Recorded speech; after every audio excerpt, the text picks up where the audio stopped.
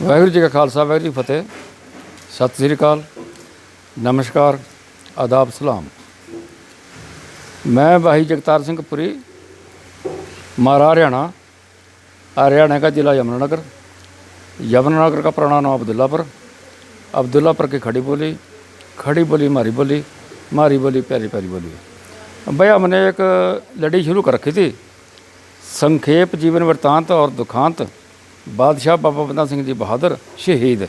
इनका हम इतिहास आपनों दर्शन भी करा रहे थे भाई, और सुना भी रहे थे आपनों। तो हमने पिछली कड़ी के अंदर जो था 4 पेज हमने कवर कर दिए थे, 5वां स्टार्ट कर रहे थे। ये आपनों वही सुना दें भाई।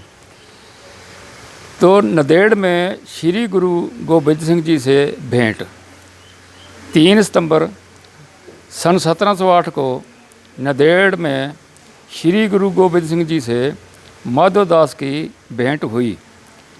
जब इसकी भेंट हुई तो चौपाई है उसके लिए, एक वो भी सुना दें। चौपाई तब उन क्यों मैं बंदा तोहरा, मैं तोहे सिंह गुरु तू मोरा, पिछली बात माफ़ हम कीजो, मैं अब तोहे हुआ जो जी आए सो कीजो। ये भाई उस टाइम का एक चौपाई है, क्योंकि जब गुरु गोबिंद सिंह साहब जी से इसकी भेंट हुई वहाँ इसके डेरे में, तो उन्होंने सवाल जवाब किए थे गुरु साहब ने। तो उसी के बारे में जो आप ही कह रहे हैं बाबा बंदा सिंह बहादुर, तो भाई मैं आपका आपके हवाले हूँ, आपका सिख हूँ, बंदा हूँ आपका। तो आप जो आपके दिल में है वही मेरे साथ करो। वहीं से इसका बंदा इसका नाम पड़ गया। अब आगे सुनो जी। और उन्होंने खंडे बाटे की पाहुल छकाकर नाम रखा बंदा सिंह। उन्होंने गुरु साहब ने उसनों फिर अमृत छकाया, जिन्होंने अमृत छका दिया हम सिखा में अमृत छकाया, तो नाम रखा उसका बंदा सिंह। अभी क्या हुआ, गुरबख्श सिंह नाम सन 1920 से आरंभ हुआ। कई लोगों ने, इतिहासकार कईयां ने उसका नाम गुरबख्श सिंह बोल दिया। किस तरह के सिंह लगाना, पीछा सिंह लगाना, तो यो नहीं उन्होंने ख्याल कराया कि गुरु साहब ने जब बंदा सिंह उसका नाम रख दिया था पहले, तो गुरबख्श सिंह तो उसकी ज़रूरत नहीं थी। लेकिन कई लोगों ने 1920 में चालू कर दिया नाम उसका गुरबख्श सिंह। लेकिन फिर भी प्रचलित नाम हुआ बंदा सिंह, परंतु बाद में बाबा बंदा सिंह बहादुर जी के नाम से जाने जाना लगा। बाबा जी को लगभग 1 महीना ही श्री गुरु गोबिंद सिंह जी की संगत करने का सौभाग्य प्राप्त हुआ। राम थम्मन और 10वें पातशाह जी से पहले की गई संगत ने रंग दिखलाया। इतने कम समय में ही उन्होंने सिख धर्म के बारे में बहुत कुछ समझ लिया था। तो बाबा जी जो थे वो बाबा बंदा सिंह बहादुर, वो तकरीबन 1 महीना ही गुरु गोबिंद सिंह साहब के रहे साथ में। तो आगे देखिए, पंजाब की ओर प्रस्थान 5 अक्टूबर सन 1708 को दोपहर से पहले गुरु जी के हुक्मानुसार बाबा जी ने पंजाब की ओर प्रस्थान कर दिया। दुर्भाग्यवश उसी दिन शाम को ही वजीर खान के भेजे हुए 2 पठान जो दिल्ली से गुरु जी का थौ ठिकाना पूछकर नंदेड़ पहुँचे थे, उनमें से एक जमशेद खान ने श्री गुरु गोबिंद सिंह जी पर कटार से जानलेवा हमला करके शदीद जख्मी कर दिया, परंतु गुरुजी ने उसे वहीं शोध मतलब ढेर कर दिया। कई इतिहासकार बाबा बंदा सिंह बहादुर जी की रवानगी इस घटना के बाद की बताते हैं, जो ठीक नहीं है। इसमें ऐसा हुआ कि 5 अक्टूबर को बाबा बंदा सिंह बहादुर पंजाब की ओर चल पड़ा, और उसी दिन 2 बंदे वहाँ पहुँचे, आदमी जो पहले वहाँ गए हुए थे। जमशेद खान ने गुरु साहब जी के कटार से हमला कर दिया जब वो आराम कर रहे थे, और वो वहीं पहले एक तो गुरु साहब ने कर दिया ख़त्म वहाँ पे, दूसरा संगत ने कर दिया। और कई इतिहासकार गुमराह करते हैं कि बाबा बंदा सिंह बहादुर उस दिन वहीं था। उस दिन बिल्कुल वहीं नहीं था वो, तो बाबा जी पंजाब की ओर चल पड़े थे उस दिन, तो उसी दिन शाम को हो गया काम। तो आगे 6 अक्टूबर सन 1708 को गुरु जी ने श्री गुरु ग्रंथ साहब जी को गुरु गद्दी पर स्थापित कर दिया, और आप 6-7 अक्टूबर की रात को ही अकाल पुरख की गोद में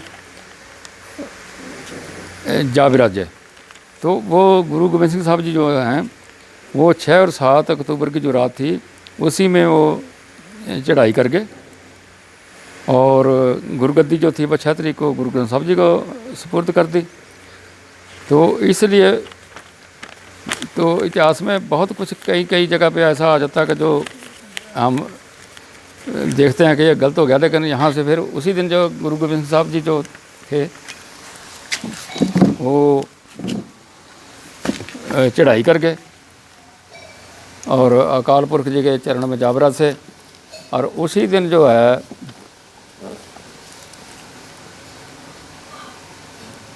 ये देखिए उसी दिन शाम को ही उनका दाह संस्कार गोदावरी दरिया के किनारे कर दिया गया।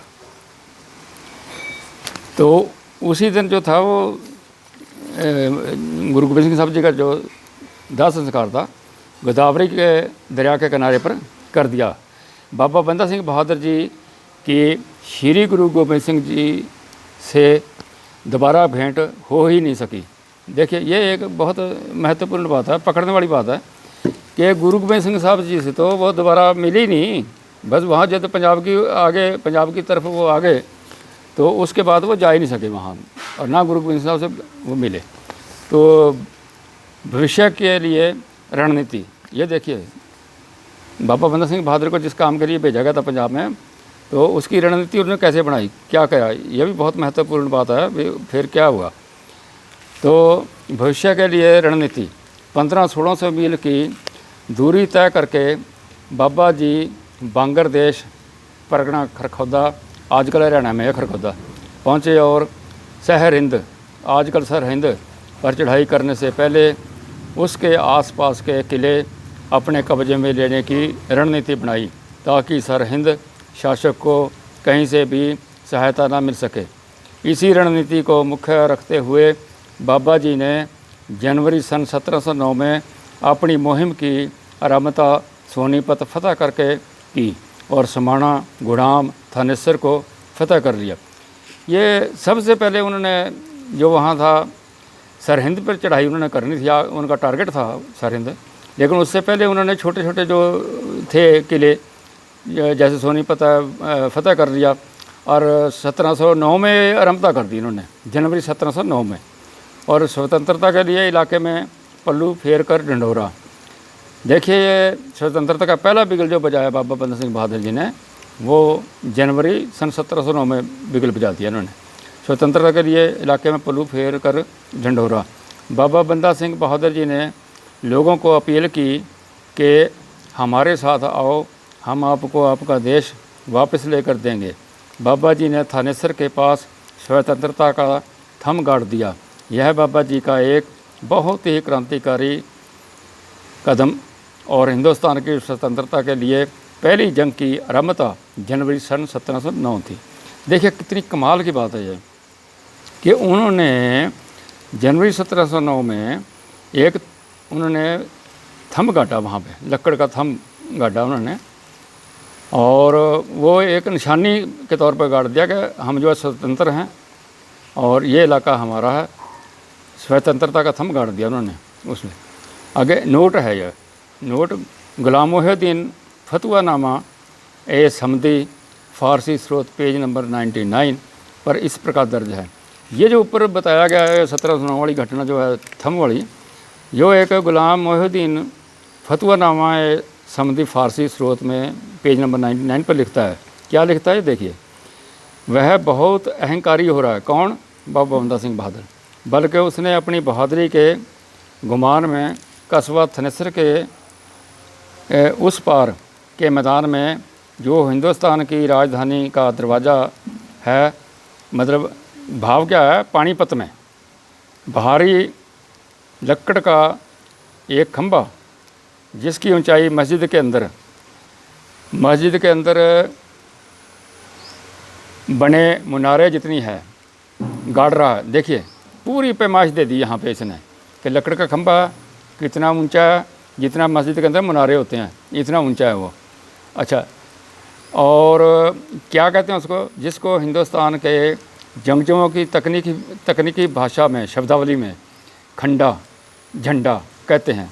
फारसी में इसका अर्थ सतूने जंग, जंग का मीनार है। एक अनुमान के अनुसार वही निशान साहब सढौरा में स्थापित किया गया था। देखिए कमाल की बात, वो जो थंब था जिसको सतूने जंग कहा गया, खंडा झंडा भी कहा गया हमारा, जिस वक्त सिंह वहाँ से वापस आए सढौरे में, तो वो सढौरे में ले आए वो ये, क्योंकि जो खंबा गाड़ा था बाबा बंदा सिंह बहादुर ने साथ होकर गाड़ा था, इनके उसमें हाथ लगे हुए थे, सारा कुछ था इनमें। तो ये जो जब वापस आने लगे तो वो जब आज़ादी का वो निशान था वो वहाँ कैसे छोड़ जाते वो सढौरे में लाके लगाया। और सढौरे के आगे देखे बताते हैं आपको कि थानेसर के बाद शाहबाद, मुस्तफाबाद और कुंजपुरा आदि पर भी अपने निशान साहब नीला रंग जला दिए। ये नीले रंग का निशान साहब जो बाबा बंदा सिंह बहादुर जी थे, इन्होंने शाहबाद, मुस्तफाबाद, कुंजपुरा में इनको जीत करके लहरा दिए नीले रंग के। इसी समय इलाके के दुखी लोगों ने बाबा जी से प्रार्थना की कि कपूरी के शासक कदमुद्दीन ने हमारा जीवन नरक तुल्य बना रखा है, उस मनुष्य रूपी दानव से हमें छुटकारा दिलवाइए। तो उसी टाइम जो बाबा जी के पास पहुँचे ये कि लोग, और हर मजहब के लोग होंगे, पहुँचे कि वहाँ पे जो कपूरी का कदमुद्दीन है इसने हमारा बहुत बुरा हाल कर रखा है, तो हमें बचाओ। तो वो उसके बाद देखो बाबा जी क्या करते हैं। बाबा जी ने उसी समय तख्ता सिंह दुलट कुछ सिंहों को उनके साथ भेज दिया और कहा कि आप हवेली पर चढ़ाई का प्रबंध करें। उसी टाइम बाबा जी ने एक जर्नैल था अपना जथेदार तख्ता सिंह दुलट, उसके साथ सिंह भेज दिए उन्होंने कि आप जाके वहाँ चढ़ाई की तैयारी करो। तो कपूरी की फतह कैसे होती है। मुस्तफाबाद सढौरा पीर बुद्धू शाह वाला के रास्ते में सढौरा से 4 कोस दक्षिण पश्चिम में दलौड़, आज का डलहौर में बाबा जी ने रात ठहराव किया। वहाँ के निवासी लबानों से इलाके की जानकारी हासिल की और युद्ध की रणनीति बनाई। प्रातः सिंह भूखे शेरों की तरह कपूरी कदमुद्दीन की हवेली, और कदमुद्दीन की हवेली पर, वो हवेली और किले में फ़र्क बताते हैं आगे क्या होता है। तो कपूरी पे चढ़ाई कर दी उन्होंने। हवेली और किले में क्या अंतर है। उस समय के धनी लोग अपनी हवेली ऐसे बनवाया करते थे वो कि किसी भी समय यदि युद्ध की स्थिति उत्पन्न हो जाए तो वहाँ से युद्ध लड़ा जा सके। और अपने कुछ गुर्गे भी वो रखते थे। और किला वो था जिस आदमी के पास कोई हुकूमत का कोई पद होता था और किला बनवा लेना था वह किला बनवा लेता था। और अपने गुर्गों के साथ साथ कुछ शाही फ़ौज भी उसके पास होती थी, जो अपने जो वक्त आने पर, समय आने पर बगावत, युद्ध आदि के समय काम आए। तो ये कुछ अपने भी रखते थे वो लोग जो किले में थे, कुछ सरकारी भी होते थे, तो क्योंकि कोई बगावत हो कुछ हो वहाँ से काम होता था। तो ऐसे ही वो उस पर आके ये जो किला हवेली नुमा किला था कदमुद्दीन का, इस पे वो टूट पड़े आके सिंह। तो इसके बाद आगे फिर आपको फिर दर्शन कराएंगे, फिर सुनाएंगे आपके। धन्यवाद, धन्यवाद, धन्यवाद।